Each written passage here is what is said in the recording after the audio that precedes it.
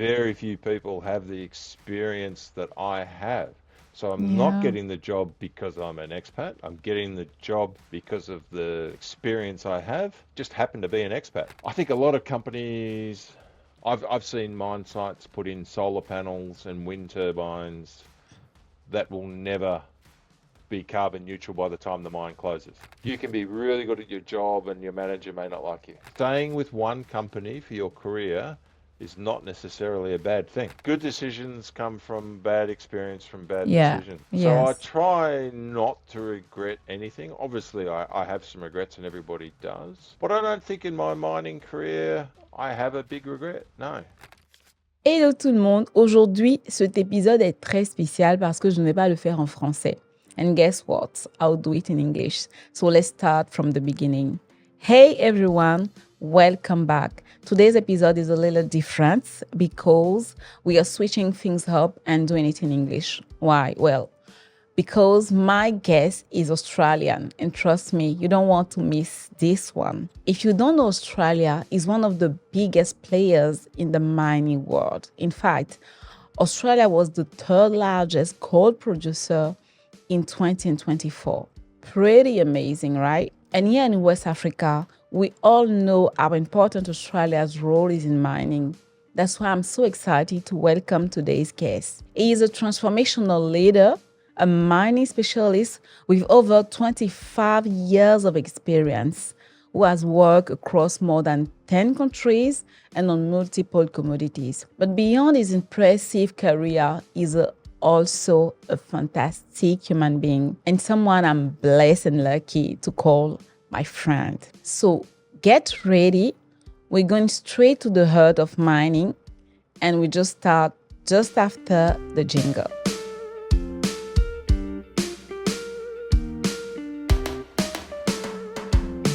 Hello, Vossie. Hello, Marie. How are you doing? I am I'm very good actually. Yeah. So just been in Indonesia, so I'm going to say I'm bagus sekali, which means very good. So you're still in Indonesia or you're at home? No, I'm at home now in Perth, Okay. Australia. Yeah. Okay. So before starting, I would like to thank you because you were the first, at the beginning of this project when I share with you the idea of creating a podcast to talk about mining. You were like pushing me, encouraging me, and every time remind me when I starting. So yeah, so this baby is also yours. So Oh, I'm thank you glad to very be part of much. it. Yeah. And I cannot start, oh no, let's say I cannot finish this season without talking with you. It was very important Good. for me to have you here. And can you please introduce yourself? Oh, well. So my name is Vossie. Real name Jason Voss, but not many people, some people don't even know that. They only know Vossie, and I Okay. definitely go by Vossie. So I'm an Aussie, been in mining 30 years, husband, father of one mischievous daughter. Um, and yeah, I tallied it up. I like to give an introduction when I start a new job. So I've actually done Okay. 11 countries and 19 different mines in my 30-year career. And obviously one of Wow. them was Cote d'Ivoire, Yarrie, Switzerland. Yeah. Yeah. And because you travel the world, do you speak many languages, or it's only English? Only English, because every time I've gone somewhere, I start learning a language, then I go to another country and it's a different language. So I Uh, start, I've started Japanese, Swahili, French, and Bahasa. So yeah, started them, but I don't really think I have an ear for languages either. So that has not helped. but it And seems that you lucky for speak. me, Yeah. Go ahead, please. everybody speaks English, so Yeah. in mining, so very lucky. Yeah. And it seems that you speak a little bit more Indonesian. I think so. Yeah, so the first company I worked for that gave dedicated paid for lessons, so did Okay. started doing some, so that definitely helped. Yes, That's great. And can you tell us the story behind the Vossi nickname? just comes from my last name. So the Australia Aussies are very good at expanding people's last name and that becomes their nickname. And for some Okay. reason, as early as the age of 10, teachers, my parents, everybody started calling me Vossie, and it just stuck. And Okay. I've found in mining, Mhm. having that nickname has also been a good managerial tool. Makes Okay. you makes you a human. So just got so used to being called Vossie, it's just become it. So my last couple of jobs, my email has been Vossie at the company name. Yeah. So Yeah. it just, I think I'm more of a Vossie than a Jason, but it definitely Yeah. helps make you more accessible as well. So Okay. not, I definitely have used that as well. Yeah, and as we are talking about being accessible, can you please, with your experience of 13 years, what are the skills that a mining professional, a young mining professional, need to develop, to cultivate? So I think, and I came from I would say a poor background in that. In Western Australia, where I started my career, there was a lot of young, arrogant graduates. Okay, We've done and again, in mining, we do a very technical degree, a Bachelor of Engineering, lots okay, of maths, lots of science, but it really isn't the job that I have then done. So okay, I think it is just remembering that your degree is a way of learning, thought process, education, but hmm, then you start mining and that's when you learn how to mine. So you've got to okay, remember that. okay, And I think just my background, the way I was brought up, I don't think I'm better than anyone else, and I don't think anyone's better than me. So that has definitely helped make me accessible. okay, okay. So, by saying that, do you say that humility is one of the greatest skills that people need to develop to have? Definitely.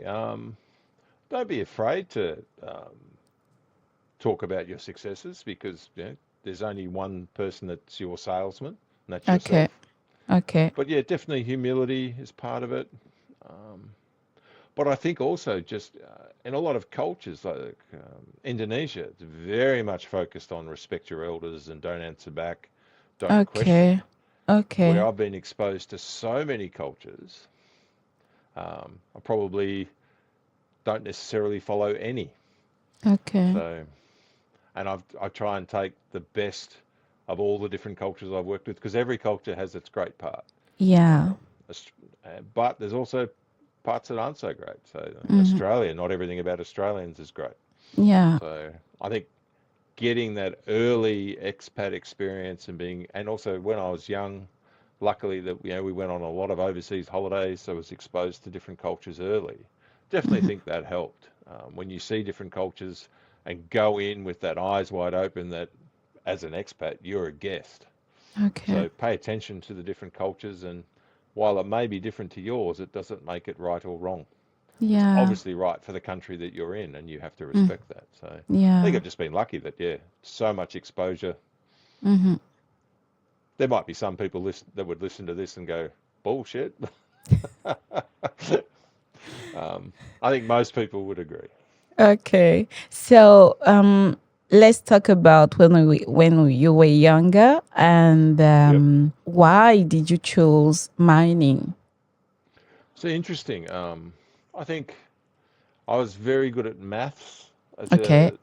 at school. So Hmm. my parents definitely pushed me towards engineering. I actually Okay. wanted to be an architect. That was my first preference Okay. was architecture. Um, but when I got close to finishing school, I think four out of five architectural students didn't have a job. 5-year degree. So Oh. to do, the idea of doing a 5-year degree and then not having a job, that didn't attract me very much. I agreed with the Okay. engineering side of things that my parents pushed. Hmm. Well, when they were renovating a house, there was quite a lot of dirt. I built 5 interconnecting dams as a teenager, Okay. so I Whoa. can understand the engineering.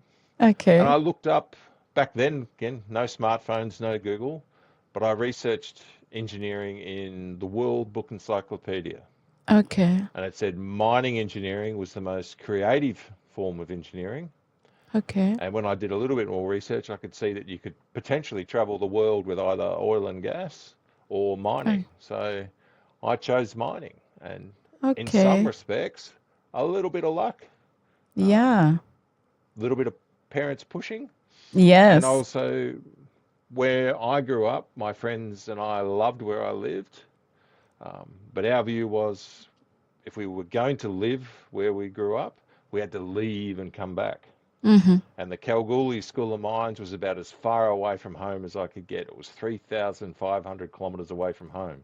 So Whoa. when I got an offer to do mining engineering that far away from home, I took it. So Wow. That's amazing. And so, how was your first time in mining? How was your first experience?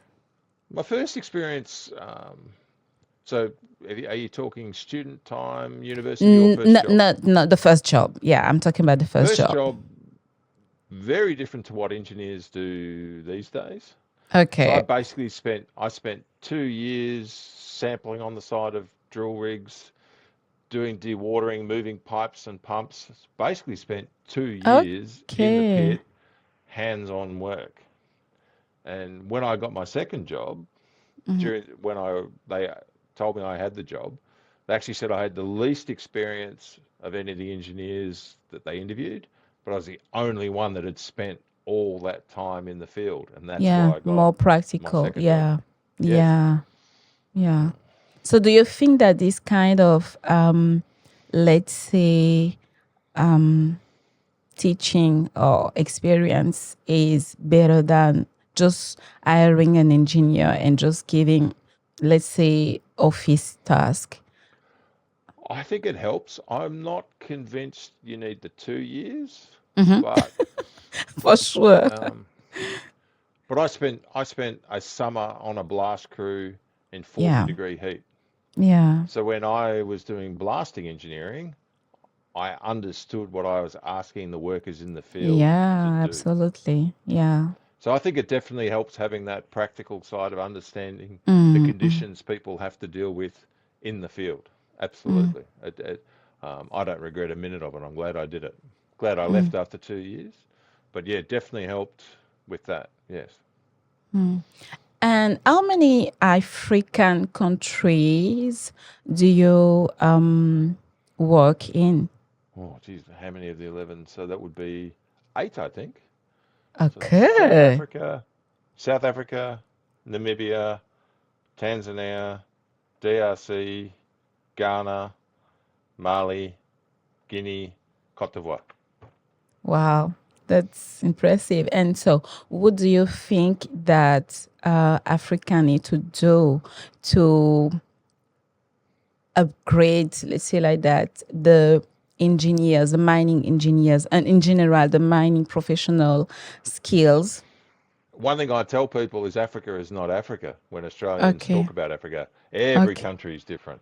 Every okay. country is different. Yeah, I think some of the things that I've seen, and look, ultimately, I actually say that Cote d'Ivoire and yeah. Indonesia are my two favorite countries I've worked in. Oh, yes. So, and more so than Australia, I think. Okay.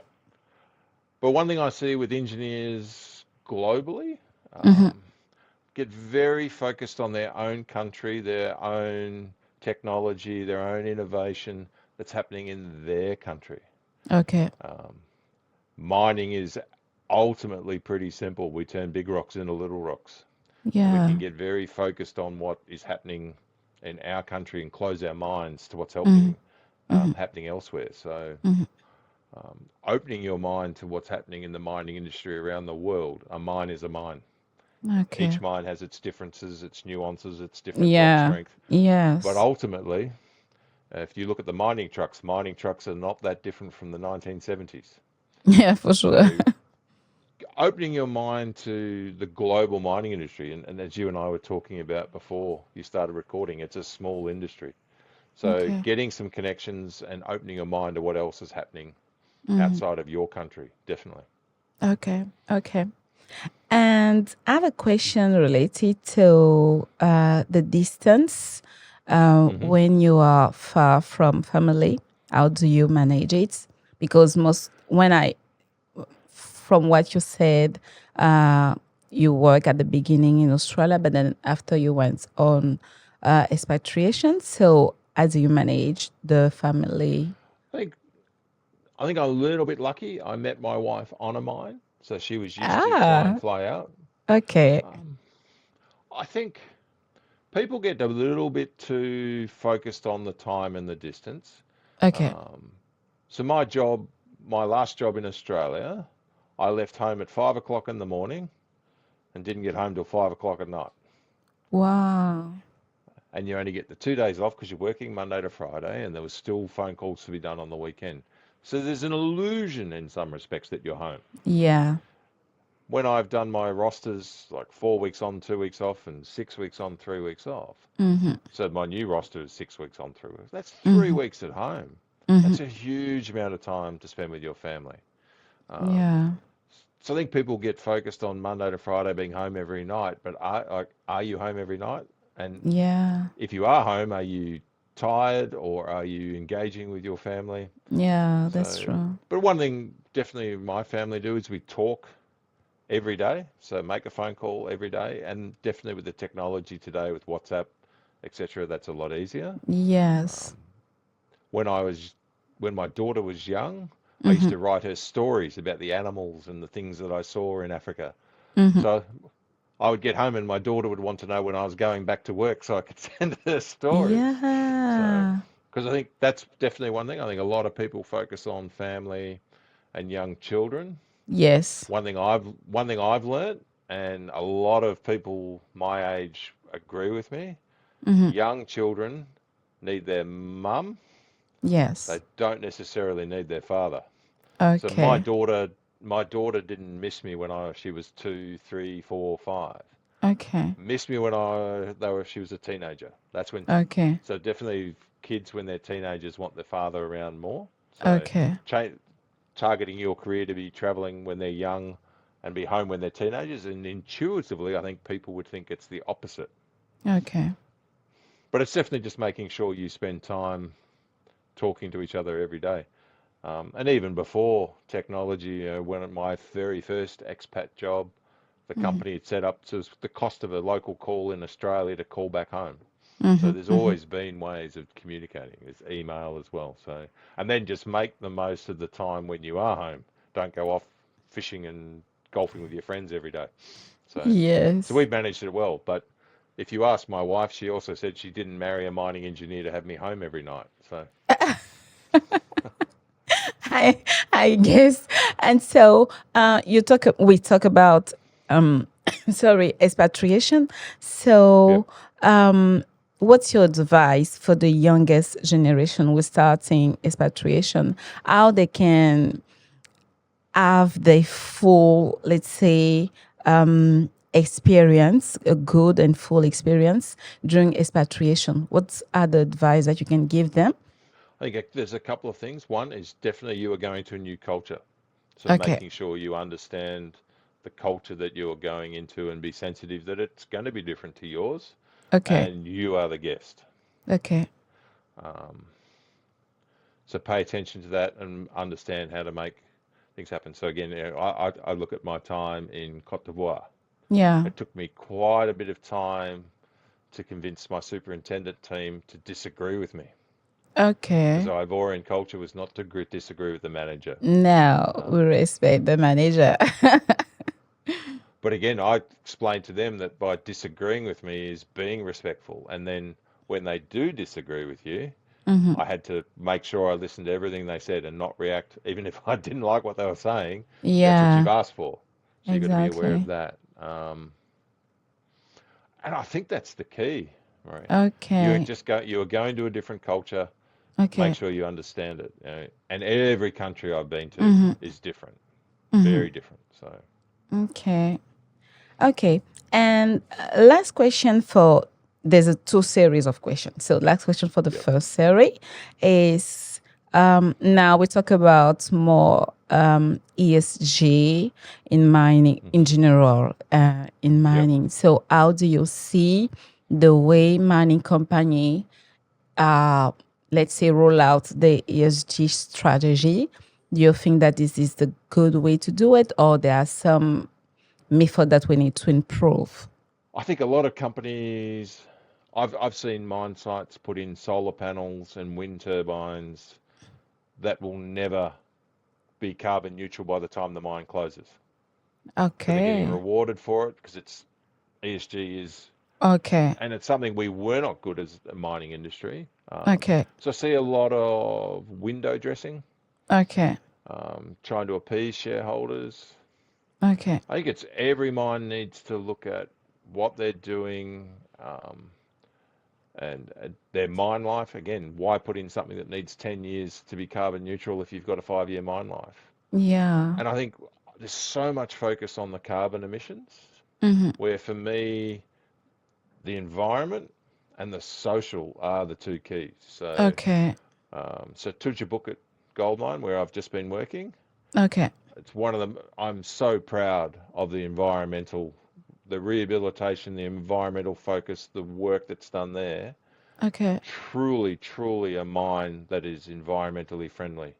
Okay. Very much a mine that you could take people that think mining is bad for the planet, take them to Tujabukit, and you can see the great environmental work. The social side of things can be very difficult. Particularly, I've worked in my role, haven't, in some respects, luckily haven't been involved in that side of it. But Yeah. yes, there's countries where companies pay a lot of money in royalties, a lot of money in tax, and not necessarily the local workforce benefits from that. Okay. So I think some of the things that need to be done around the social side of ESG is making sure you've got good agreements in before you start mining. Very hard to Okay. negotiate after you start. Yeah. So you. I do not object to paying royalties and do not object to paying taxes, but understanding where that is going before you start. And I think a lot of companies are so focused on, again, it costs millions and hundreds of millions of dollars now to start a mine. So everyone's focused on getting the mine up and running and getting that return, and then sometimes looking at these things, and then it can be too late. So looking at that and governance again, that's something I think the mining industry overall is very good at, is keeping your governance. But again, can be challenging depending on the country you're in, and governments change and circumstances change, and you can't pick up your mine and move it. So Yeah. having some contingency plans, particularly if you're in an area where you know there's could be change, having your plan B and your plan C ready to go before they happen, rather than having to react. So I think a lot of the bad stories about mining, they were decades ago, and Okay. a lot of illegal mining we get lumped with that we're doing terrible things, but illegal mining is a different thing. That is Yeah. not general corporate mining companies now and the way they do it.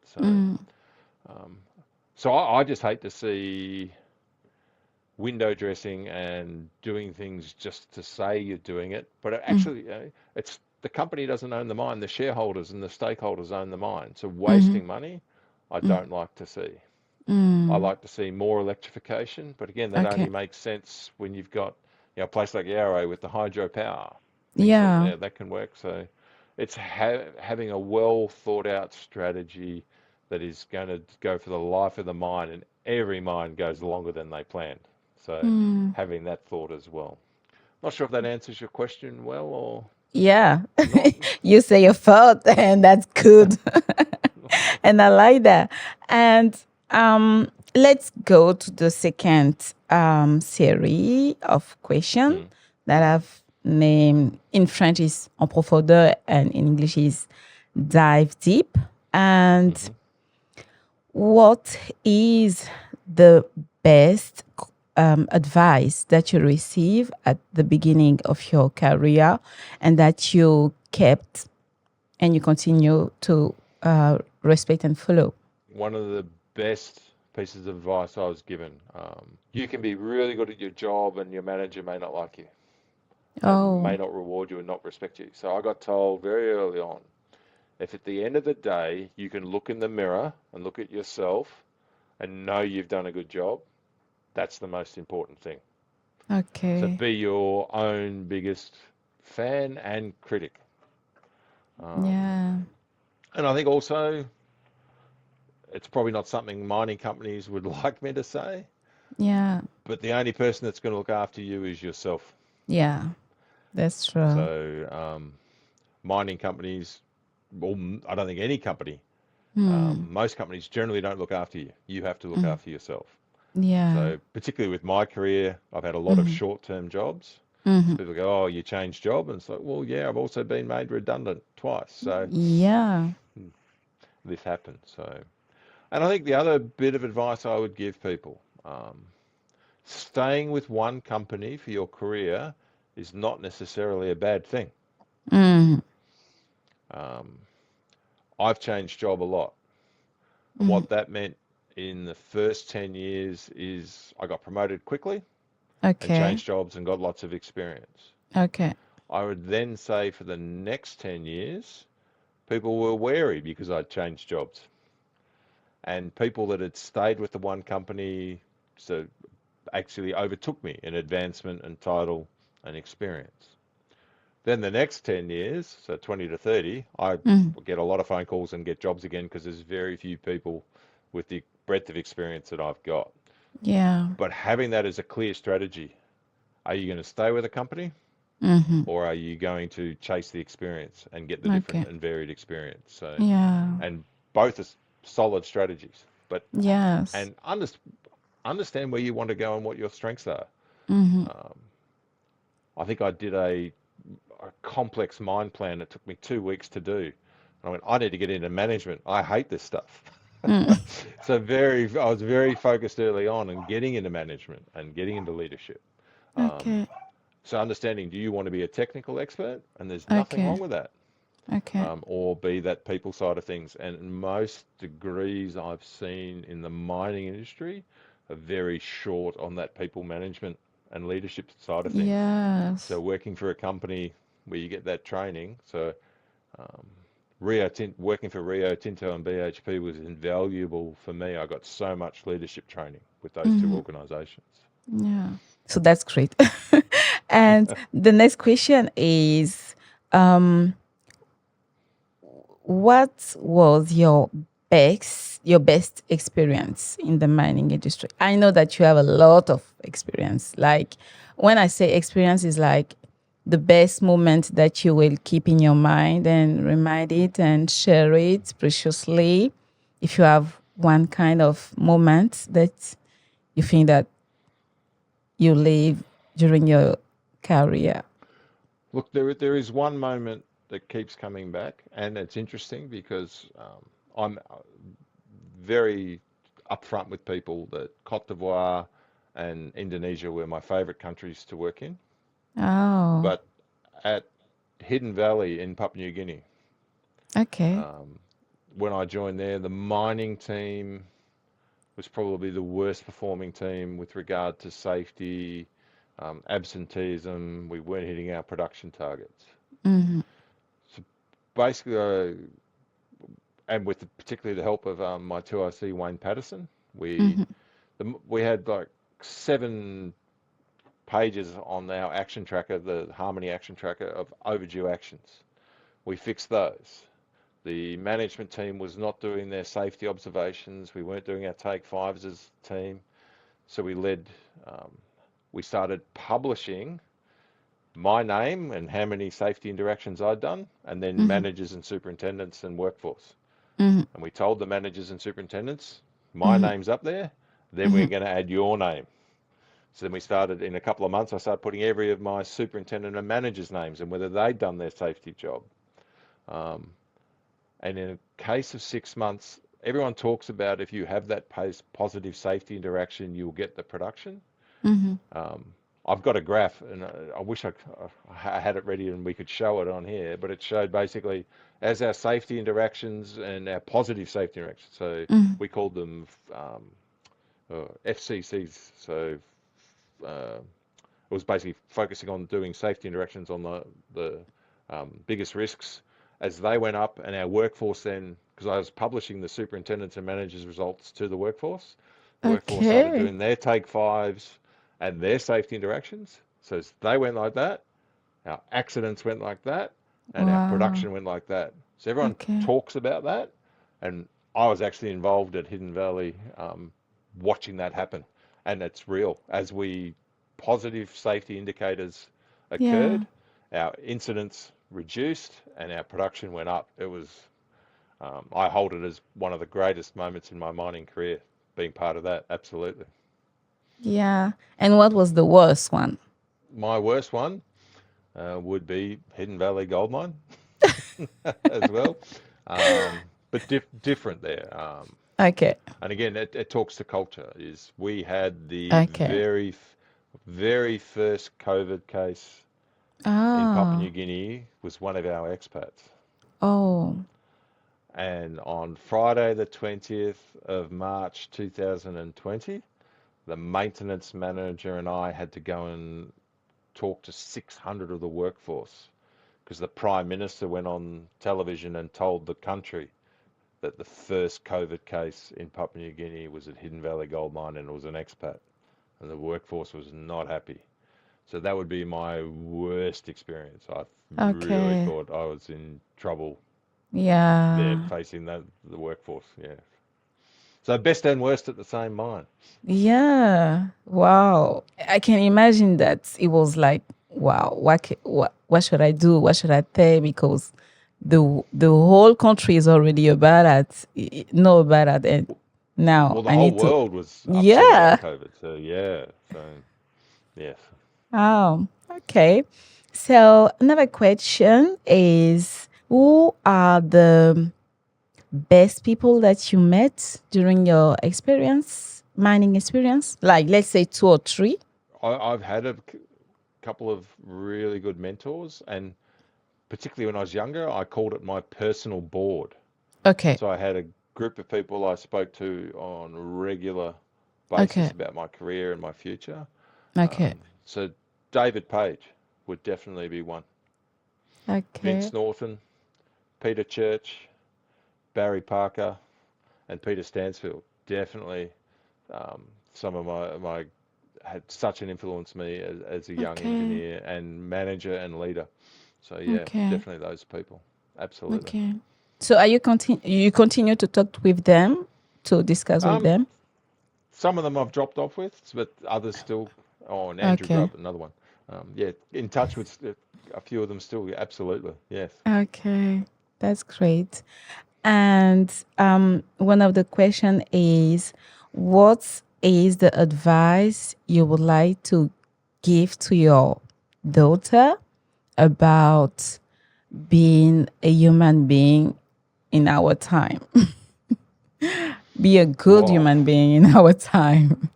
In our time, look, what we talk about is just being, we're very open and honest. We have great conversations, but I think it is humility and integrity. Okay. And I'm not perfect. I try to have Yeah. humility and integrity. As I tell people with humility, I'm a very good loser. If I lose something, I'm very gracious. If I win something, I'm terrible. So the humility goes out the door. Um, integrity. I always tell my wife I haven't been drinking as much as I have, so I'm not perfect.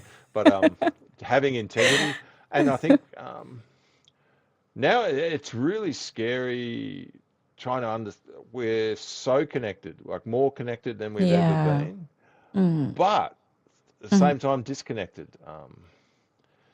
And you can read. I have a great. I subscribe to a news site called Ground, Mhm. and I'll go to it because you can look up a story and it can give you 20 different newspapers take on that Mm. same story. And Mhm. depending on the subject, Mhm. you can read 20 different stories with Okay. 20 different sets of facts. So I think it's don't believe everything at face value that we see in today's world Mhm. um, is a key. But just, I think, don't forget the value. There's nothing wrong with the values we had 20, 30 years ago. Yeah. Everything changes, everything adapts, but I see my daughter with groups of friends sitting at a table and they're all on their phone. I think Yes. one of the keys is Absolutely. be with the person you're with. Yeah. Be with the person you're with. So, I mean, I'm older, so I've already, before we spoke, I put my phone on silent. Yeah. Told a couple of people that I thought might call at this time, I'm going Mm-hmm. to be busy. Mm-hmm. Focus on the event you're in. Mm-hmm. Be happy with what you've got, Okay. and be patient. And yeah, and just it's difficult. I actually think my parents' era was the best era. Yeah. I, Why? I, I think because again, I think we're more connected than ever with the smartphones and the technology we've got, Mm-hmm. but Mm-hmm. we're not connected as people anymore. Yeah. I reflect that I left university. I had not spoken on a mobile phone. I had not surfed the internet, and I had not sent an email. But I could talk to my friends on a Tuesday and meet them on the Sunday. Yeah.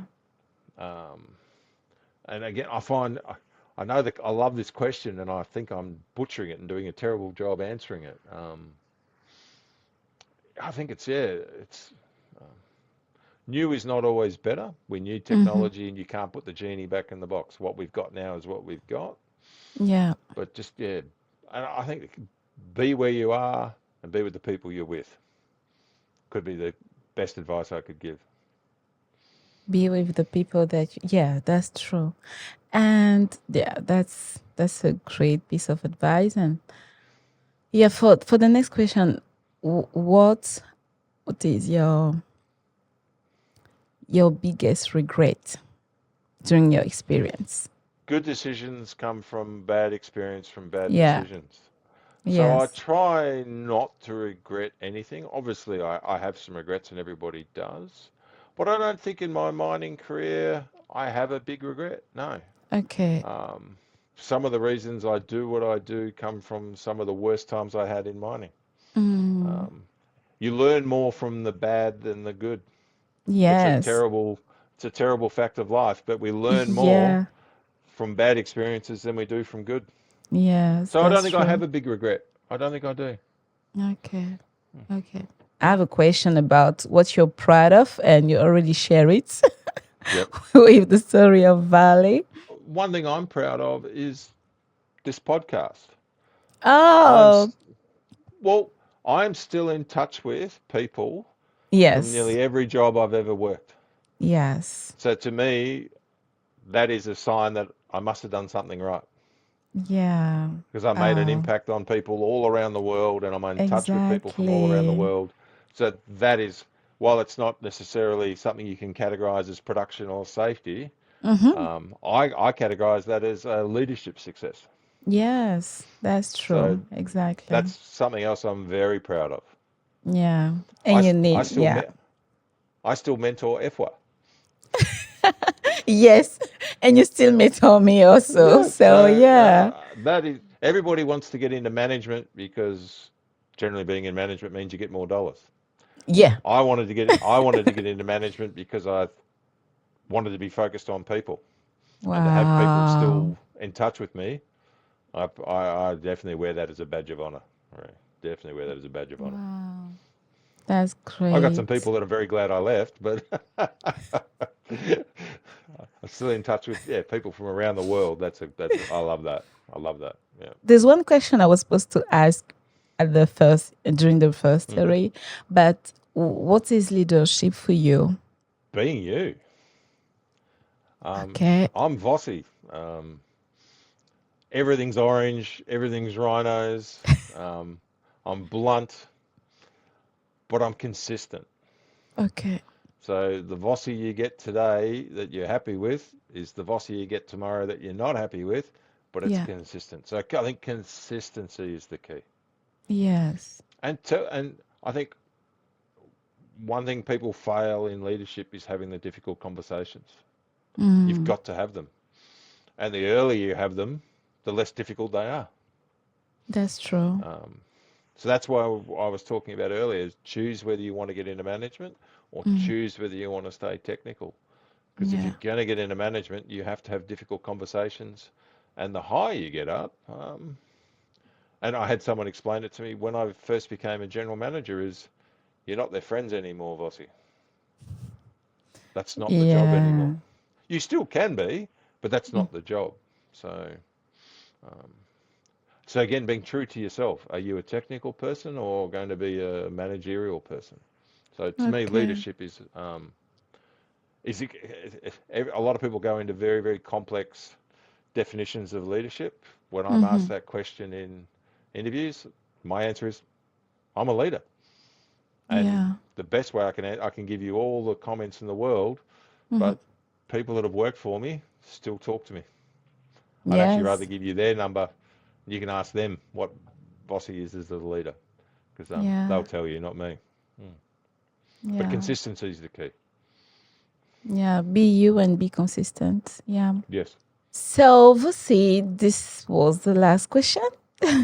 Okay. And I would like you to, if you have a word, final word. Look, I have a final word of something I was thinking about. Particularly, I see it in some countries in Africa. They don't, and this I think this mainly goes for the professionals. They don't necessarily like expats Okay. because their view is, they've been mining for a long time in their country. We don't need expats. I've thought about this a lot because I've worked in countries that didn't like expats. My last 5 managers in Australia were not Australian. We Okay. don't call them expats here. And Okay. the reason I'm getting the job in Ghana that I'm going to, the reason I had the job in Yaouré, the reason I had the job in Indonesia is the same reason I get jobs in Australia. Very few people have the experience that I have. So I'm not Yeah. getting the job because I'm an expat. I'm getting the job because of the experience I have. Yes. Just happened to be an expat. Mm. So pump me for everything you've got. Um, Papua New Guinea, I got rid of my 2IC and promoted Papua New Guinean to that role. Yeah. Um, Open your mind. Expats have a place. There are some poor expats out there, but there's also some poor employees out there in your own country. So um, I would say be open to being an expat and be Okay. open to expats. Um, Okay. yes, I was thinking about that a lot when we talked about having this podcast. I Yeah. get jobs. I get jobs in Australia for the same reason I'm getting the job in Ghana. Yeah. 11 countries, 19 mines, been the contractor, been the owner, 5 different commodities. Very rare to get the experience that I've got. Yeah. Mm. That's So true. Even pump me for everything I know. yeah, even myself, I've been before being a spat, I had this felt like okay, it's good the spat are here and trying to show us how to do the things, but when they say 2 years or 3 years after that, they need to give us, was my fault at the beginning. Then I went in expatriation in Senegal and I faced the same issue. Like they were like, so I was surprised. We are all African, so why, and West African, so why are you trying to say to the labor inspector she don't need to be here, she need to go, etc. I was like, okay, sometimes you need to, as you said, to learn the hard way. The things that you were thinking that was good, but maybe you need to open your mind and see that everyone has his position and need to be in some places. And I definitely see it in Africa. I've worked on a mine where one of the truck drivers was the local chief. See, he actually had more power than the mining manager. And the mining Wow. manager, on his break, lived in the same town. Me as an Wow. expat, I don't care that the truck driver's the chief. I'll Yeah. show him respect because of his position, but I'm not going to be influenced by that. And I'm not going to be affected by it on my break because I go back to Australia. So Yeah. expats actually have their place because they don't have the same pressure that a Yeah. national employee has, particularly some of the mines, the poverty around some of these mines, the poverty Mm-hmm. around Yaouré. Mm-hmm. I didn't get any influence on me as an expat, where some of the other superintendents and Ivorians may have felt pressure from the local workforce and locals that Yes. expats don't get. And you can be an Ivorian in Ghana and you don't get the same influence as being an Yeah. Ivorian in Cote d'Ivoire. So Yeah. expats also have their uses, and international companies have funded hundreds of millions of dollars of investment. They potentially want a few of their own countrymen at the mine. Yeah. Yeah. And I think the last mine I was at, there was 3 expats. We were 0.03% of the workforce. We don't matter. We don't matter. We don't influence anything. We're not taking anyone's job. Um, Expats should be held accountable to a high standard. But that was one, I just wanted to, it's something that a lot of people, I think, lose focus on. Yeah. Much easier for expats culturally than it is for national workers in a lot of Yeah. countries. Not every, but in a lot of countries. Yeah. And to jump on what you said, I remember saying to one of my colleague in the past that if you would like to understand more about why expats are here or etc., you need to think about like a coffee shop or a shop, like you're the owner of the shop. You employ some people, but for sure you need to have people that you know better, that you can trust more. I don't know that, I don't say that you don't trust the others. It's not that. But you need to have people that maybe you know better, and so they can give you also all the feedback that you need. So all of them, the employee and the others, will help you to have a 360 view. So this is sometimes how you need to see also. Yeah. That's a very good analogy. Yes. Okay. So thank you, Vossie. So we just thank you. finished. Thank you very much. And Merci beaucoup. oh, okay. French. With a bad Australian accent, yes. So yeah, thank you very much. It was a pleasure to have you, and I hope that you will progress again in your career, and also that you will live great, even greater experiences with people, with the board, and yes. So thank you. Awesome. Thank you also to you all, and I hope that you enjoy it as much as I did. And if you love it, just please share with your friends, push the like button, and follow us on all our platforms. And I would like to say to you, see you next time for the next episode. And until then, I'll just say happy day, happy mining. Bye-bye.